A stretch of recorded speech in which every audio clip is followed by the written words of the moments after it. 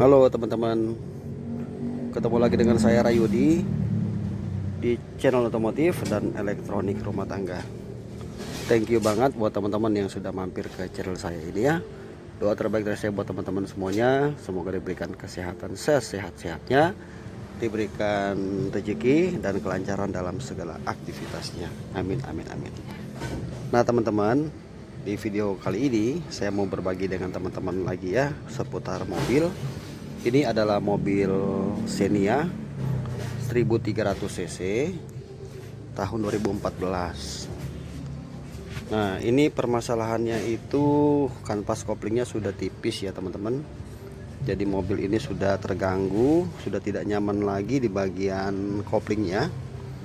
Kadang juga suka getar ya pada saat awal memasukkan gigi satu, sudah mulai bergetar. Pokoknya intinya sudah tidak nyaman ya teman-teman. Sudah ada suara-suara juga yang kurang enak di sekitar kopling. Nah jadi teman-teman yang mungkin mengalami hal yang sama dan ingin tahu bagaimana tahapannya kita mengganti kopling ya untuk mobil Xenia manual, teman-teman jangan skip video ini, ikuti aja. Semoga bisa memberi manfaat buat teman-teman ya, minimal bisa menambah-nambah lagi pengetahuan teman-teman seputar dunia otomotif ya. Nah di sini saya berbagi dengan teman-teman ya, jadi teman-teman ikuti aja sampai selesai. Nah sebelum kita lanjut teman-teman, mohon dukungannya untuk channel ini ya. Jangan lupa teman-teman untuk menekan tombol subscribe dan juga hidupkan notifikasinya. Nah teman-teman, sekarang saya sudah ada di kolong ya. Ini transmisinya yang mau kita copot ya, persnelingnya ini, gearboxnya ini mau kita lepas. Jadi kalau ganti kopling ini kita harus turunin dulu ya teman-teman ya. Ganti kopling set, plat kopling, dekrup sama drag laher. Nah pertama-tama kita copot dulu ya teman-teman as kopel ini ya. Ini as kopel yang panjang kita lepas. Nanti di sini di belakang di gardan sini ada baut 14. Nah ini kita pakai kunci 14 ring. Sok boleh ya, untuk awal kita pakai kunci ring atau sok dulu, jangan pakai kunci pas. Nah ini as kopelnya kita turunin, nanti kita buka. Kemudian di sini kita jangan lupa juga melepas karet gantungan ini ya, ada baut 14 juga kiri kanan kita copot. Nah dua ini, nanti baru setelah itu kopelnya kita lepas. Kemudian di bagian sini juga ada sama ya teman-teman ya, 14 ok juga ya, ada jembatan kan ini untuk dudukan mounting ya, mounting gearbox. Nah mounting gearbox tuh sekalian diperiksa kalau waktu saat tuh turun kopling ya, kalau mau ngecek ini kadang-kadang suka pecah. Nah, jadi ini kita harus cek supaya nanti pada saat masang lagi, kalau memang ini harus diganti, misalnya pecah mesti ganti sekalian, jadi kerjanya sekalian. Terus kita ke depan coba lihat sedikit, ada jembatan satu lagi yang ini ya teman-teman, sama ya. Nah ini kita harus copot juga, ada 3 baut ya. Ini baut 17 ya, sudah ganti pakai sok 17. Kalau tadi 14 di 17 ya, 1 2 3 itu kita copot juga kiri kanan. Nah, lalu nanti setelah itu kita akan melepas beberapa baut yang berhubungan ya antara gearbox ini dengan mesin. Nah supaya lebih jelas, biar saya copot dulu ini, nanti saya akan bikin lagi ya, ambil kameranya lagi supaya lebih jelas ya. Ini udah saya copot ya, ini udah saya lepas ya jembatannya yang tadi ini. Nah jadi kita bisa lihat di sini ya teman-teman, di sini kan ada baut-baut yang harus kita buka ya. Ini yang bawah ini baut 14 ya, 1 2 3 4. Nah yang ini 17 ya. Jadi kita semua yang keliling ini kita copot-copotin. Kita jadi menyiapkan kunci-kunci ya teman-teman, kunci sok 17, kunci sok 14, pokoknya kunci-kunci kita siapkan. Dan kalau bisa kunci-kunci yang kita gunakan itu harus kunci-kunci yang bagus ya teman-teman. Maksudnya merek kuncinya harus bagus, misalnya Tekiro gitu kan bagus. Apa tujuannya? Supaya kepala baut ini jangan sampai nanti rusak, ya kan? Jadi pakai kunci yang pas. Nanti setelah baut-baut ini semua sudah lepas, sudah copot, kita selanjutnya melihat ini ya. Di sini ada dua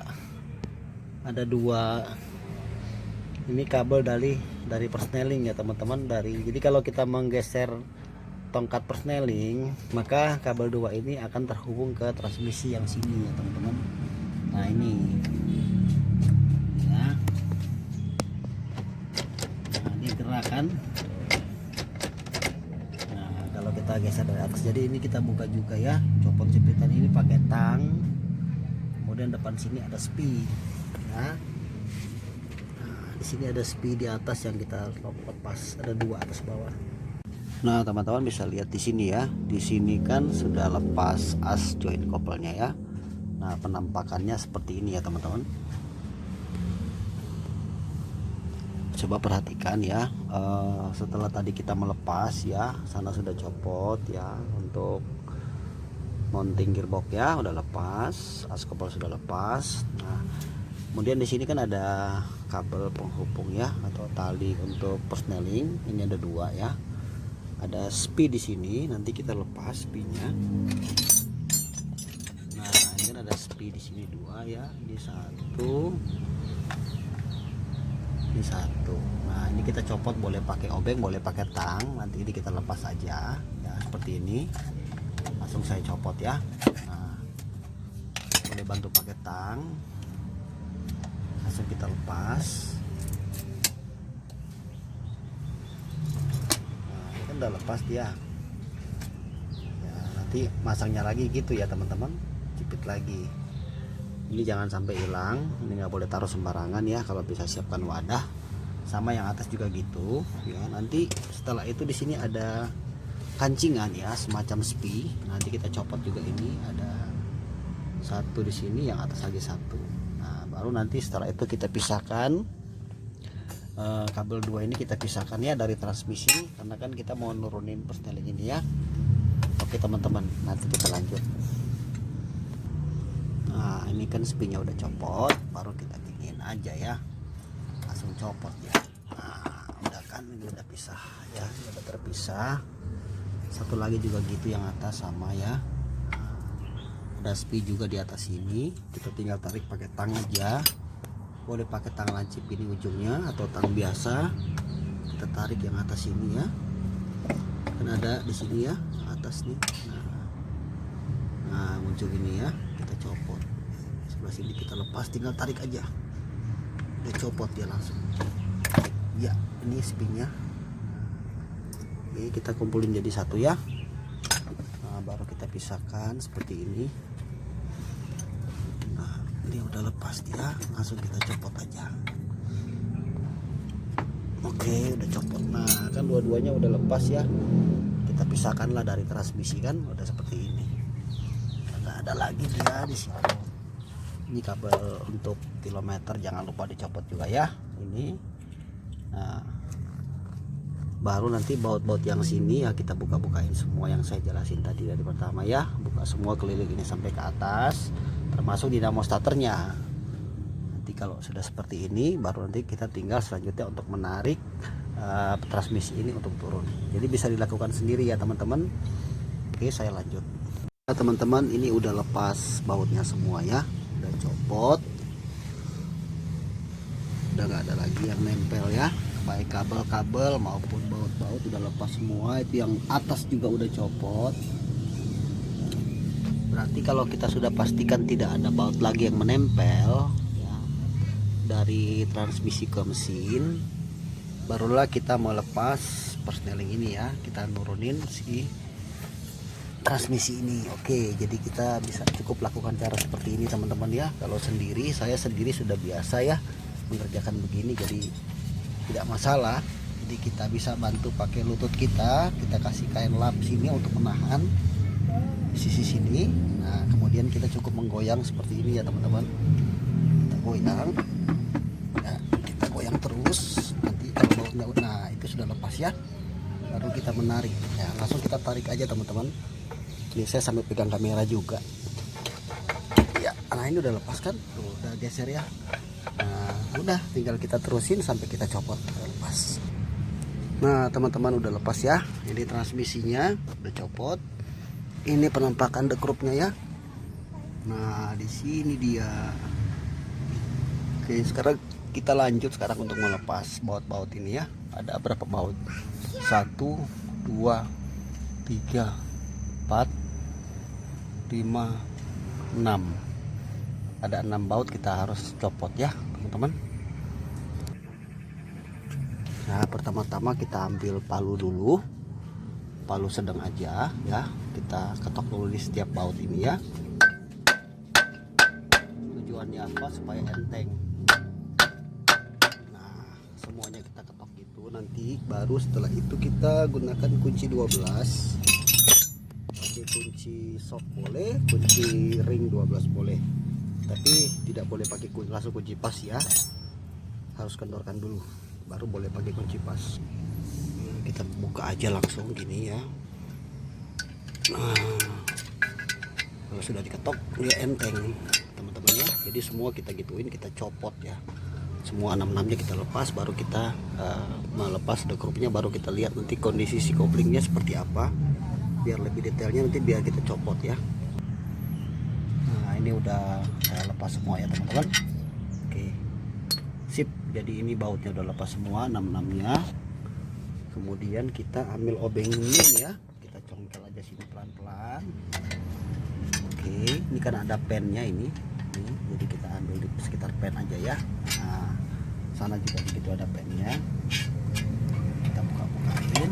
Kalau sudah kita goyang-goyang ya, baru kita lepas ya.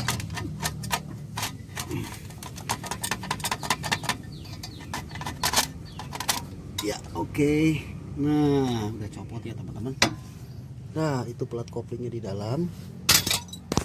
Nah jadi teman-teman kalau masih pemula bongkar gini perhatikan ya. Nah, lihat ya cara membongkanya, juga cara nanti memasangnya. Nah, di sini kita nanti sudah lepas ini ya sekarang ya. Nanti kita akan lihat kondisi plat koplingnya. Nah kita juga lihat di sini ya, ini flywheelnya harus rata ya teman-teman. Kalau sempat plat koplingnya sampai habis ya, sudah sampai kena paku ini kemakan, teman-teman harus bawa ini ke tukang bubut ya. Jadi flywheel ini atau roda gila atau gigi gendeng ini kita harus bawa tukang bubut. Jadi baut ini kita buka semua, bawa tukang bubut untuk diratakan ya. Kalau ini gelombang, tapi kalau ini kan masih rata bagus ya, jadi tidak perlu. Kalau ini gelombang harus dibubut. Sebab kenapa? Nanti kalau ini kita tidak bubut ya, tidak meratakan, saat gigi satu nanti bisa terjadi ada nanti getaran yang berat ya teman-teman ya. Bisa ada getaran gitu di kopling panggung. Oke sekarang kita coba lihat dulu koplingnya bagaimana modelnya, kondisinya. Nah ini teman-teman, orangnya juga memang ini nggak mau sampai habis banget ya. Jadi ini karena masih ada ya, tapi memang di sini sudah terjadi ada masalah di per ya. Per sudah kendor ini. Nah ini jadi kopling tidak mesti harus tunggu sampai ini ya teman-teman, sampai habis banget baru diganti. Ini namanya kita merawat kendaraan kita ya, supaya bisa lebih awet. Nih. Kemudian sekrupnya kita lihat ya, udah agak kemakan. Jadi nanti susunannya seperti itu ya teman-teman ya. Kemudian kita lihat juga drak laharnya, coba kita lihat. Nah ini untuk drak laharnya teman-teman ya. Ini udah apa namanya? Ini udah ini ya, udah bunyi ya teman-teman. Nah sehingga pada saat kita menginjak kopling ya, di pedal kita injak ini bergerak maju ya teman-teman. Ini bergerak maju kayak gini misalnya contohnya, ya gerak maju gini ya. Nah ini. Nah jadi di sini nanti kita akan ganti sekalian si ini ya, drak laharnya kita ganti karena waktu beli kan kopling set. Jadi kopling sudah lengkap dengan plat kopling, dekrup sama drak lahar. Nanti di sini kita kasih pelumas ya, semacam gemuk supaya nanti lancar. Di sini tidak ada lagi halangan atau kotor-kotorannya kita bersihkan semua supaya pada saat ngopling enteng koplingnya gitu ya teman-teman ya. Ini juga faktor kalau di sini terjadi penumpukan kotoran, maka pada saat kopling diinjak terlahar maju, di sini akan sedikit terganggu ya kerjanya, jadi bisa agak berat rasa di kopling. Oke teman-teman, sekarang kita lihat dulu kopling yang barunya. Nah ini barunya sudah disiapkan ya teman-teman. Untuk informasi untuk teman-teman ya, kalau mau beli kopling set itu harga kopling setnya itu, sebentar kita lihat dulu. Nah ini asli ya teman-teman ya, original. Ini harga kopling set itu ada bonnya ini 950 ya teman-teman, kopling set. Jadi kopling set itu sudah dapat ini dekrupnya ya, ini dekrup. Bentar ya teman-teman, saya foto dulu ya. Oke, ini dekrupnya.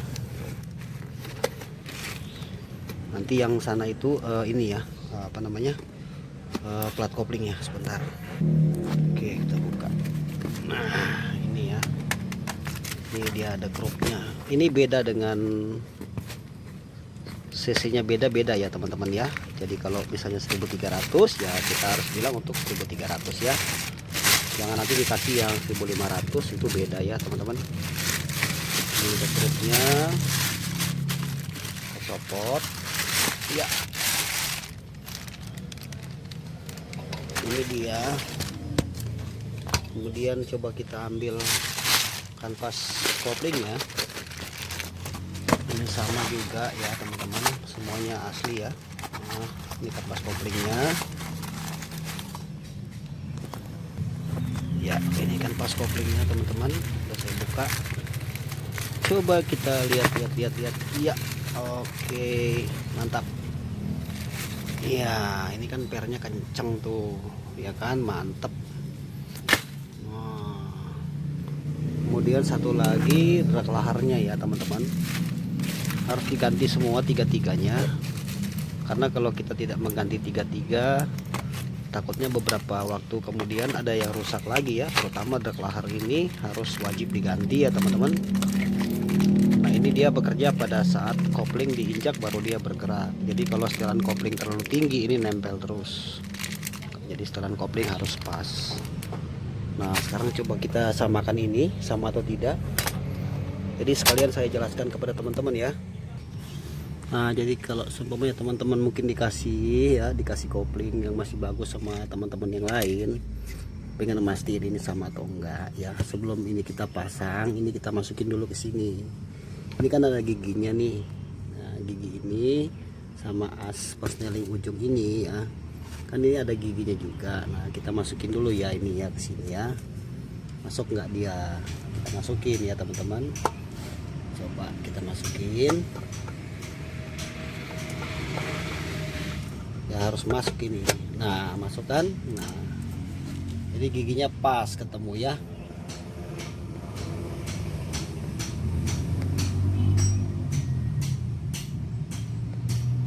Nah masuk, berarti ini udah pasti benar ya, nggak mungkin salah karena pas. Kalau ini nggak pas berarti tidak sama si plat koplingnya. Oke sekarang coba kita lihat di atas, coba langsung kita pasang ya. Nah sekarang coba kita langsung pasang. Nah ini yang lamanya kan, ini namanya, ini barunya ya, ini sama ya teman-teman ya. Oke jadi cara masangnya juga ini yang di sini ya, di dalam. Nah, yang lebih nongol ini ya di dalam, di luar ya, yang ini yang agak rata di dalam. Jadi jangan dibalik begini ya, keliru ya teman-teman ya, begini ya. Nah terus kemudian ini kita masukin ke sini aja dulu. Kita ambil dekrupnya yang baru ya, taruh gini. Oke perhatikan ada pen kan, perhatikan ya, 1 2 3, ini ada pen. Nanti pen itu ini masuk gini ya, jadi yang lebih nongol ini kita masukin ke sini ya, ke sini ya, ke arah dekrup. Nah yang rata ini ketemu dengan flywheel atau roda gila. Oke langsung kita ambil, taruh, ketemuin pennya. Ya, itu udah pen kan ya. Nah, ya. Nah, oke. Ketemu pennya ya. Nah, ada ya. Ini pen ketemu 1, 2, 3. Bolak-balik nggak apa-apa, nggak masalah. Yang penting pennya pas. Artinya posisi bautnya semua pun benar ya. Ini ada 6 ya tadi ya. 1, 2, pokoknya semua harus pas baut-bautnya ya. Semuanya kita pasang harus pas. Terus nanti pada saat ngencenginnya harus berbarengan ya, harus rata. Sama kita harus center di sini ya, harus lurus. Ini jadi poros ini nih harus lurus ya. Pada waktu ngencengin ini kita bisa geser-geser sedikit kalau nggak pas. Yang penting ini lurus sampai ketemu yang coakannya flywheel dalam sana ya, supaya as ini bisa masuk yang gampang.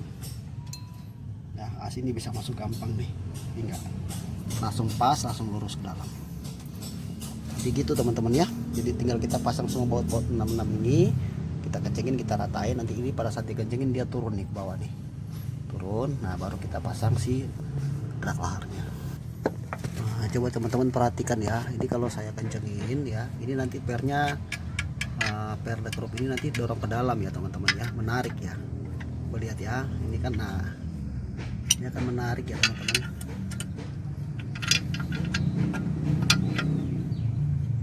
Ya turun ya teman-teman.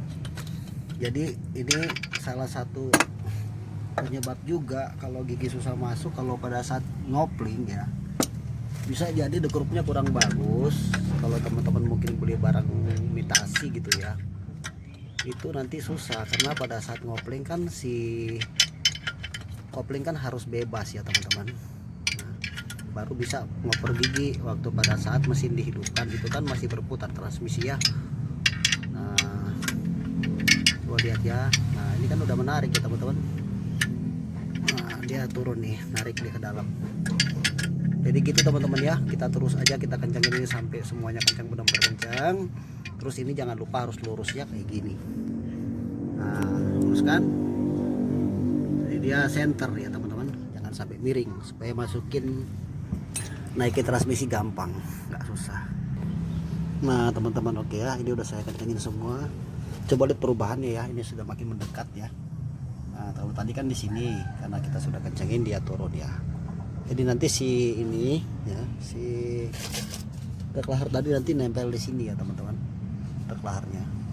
Jadi saat kita ngopling, drag laharnya maju sambil muter. Baru dorong ini, baru si kopling itu bebas. Baru gigi bisa masuk. Nah, ini ya. Nah, ini kan masuknya ke persneling ya. Jadi kalau udah masuk ini kira-kira gini ya teman-teman. Nah, jadi saat kita ngopling di pedal kita injak, maka ini akan bergerak maju ya, maju ini dorong masuk ke dalam sambil ini berputar. Nah, jadi kalau teman-teman mengalami kopling kita nginjak bunyi ada bunyi gitu ya, terus lepas hilang, nah ini namanya drag laharnya yang perlu kita ganti itu teman-teman. Oke, sekarang kita ganti drag laharnya. Nah, ini yang baru, ini yang lama ya, kita copot. Ini harus diganti sekalian ya teman-teman, supaya nanti jangan dua kali kerjaan. Kita ambil obeng min, kita angkat pennya sini satu, yang atas juga satu. Perhatikan ya kalau masih pemula supaya. Oke, kita lanjut di sini ya, langsung kita buka drag laharnya. Nah, udah gitu kan ya, udah copot pennya ya, udah kita tinggal tarik keluar gini. Ya, ini dia, ini udah parah banget ya teman-teman ya, lihat tuh. Suaranya juga udah serem.